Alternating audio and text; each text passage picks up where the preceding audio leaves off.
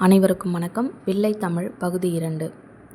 பிள்ளைத்தமிழில் ஒவ்வொரு பருவமும் சிறப்பாக கூறப்படுகிறது.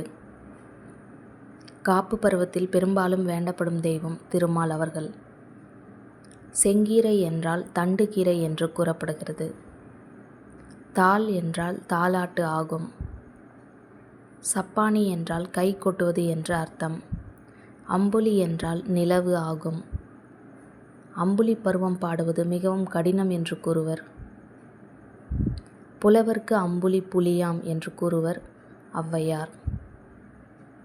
சாம தான பேத தண்டம் என்ற 4ம் அமைய பாடுவது அம்புலி பருவம்.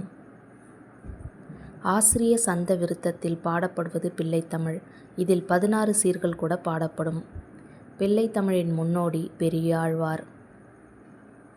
கண்ணனை குழந்தையாக பாவித்து பாடியவர்கள் பெரியாழ்வார் மற்றும் பிற்காலத்தில் பாரதியார். ராமனை குழந்தையாக பாவித்து பாடியவர் குலசேகர ஆழ்வார். முதல் பிள்ளைத்தமிழ் குலோத்துங்கன் பிள்ளைத்தமிழ். பிள்ளைத்தமிழ் ஆயினும் பெரிய தமிழ் என்று சிறப்பிக்கப்படும் நூல் திருச்செந்தூர் முருகன் பிள்ளைத்தமிழ். ஒட்டக்கூத்தர் பாடியது குலோத்துங்கன் பிள்ளைத்தமிழ். குமரகுருபரர் பாடியது மீனாட்சி அம்மன் பிள்ளைத்தமிழ் முத்துக்குமார சுவாமி பிள்ளைத்தமிழ். பகழிக்கூத்தர் பாடியது திருச்செந்தூர் முருகன் பிள்ளைத்தமிழ். அழகிய சொக்கநாதர் காந்திமதி அம்மை பிள்ளைத்தமிழ் பாடினார். சிவஞான முனிவர் பாடியது அமுதாம்பிகை பிள்ளைத்தமிழ். மகாவித்வான் மீனாட்சி சுந்தரம் பாடியது சேக்கிழார் பிள்ளைத்தமிழ். இதன் கடவுள் வாழ்த்து பாடல் திருத்தொண்டர் பாடியது ஆகும். இளங்கண்ணன் பாடியது மூகாம்பிகை பிள்ளைத்தமிழ். சிங்காரவேலன் பாடியது பெரியார் பிள்ளைத்தமிழ்.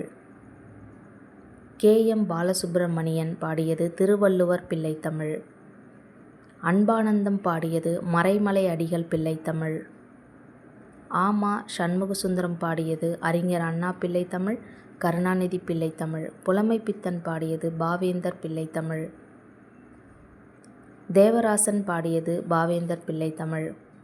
வெள்ளையங்கிரி பாடியது பாரதி பிள்ளைத்தமிழ்.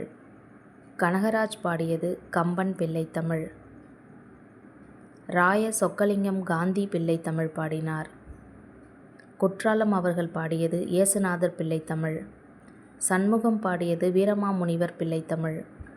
மிகுதியான நூல்கள் தோன்றிய சிற்றிலக்கிய வகை பிள்ளைத்தமிழாகும். நன்றி, வணக்கம்.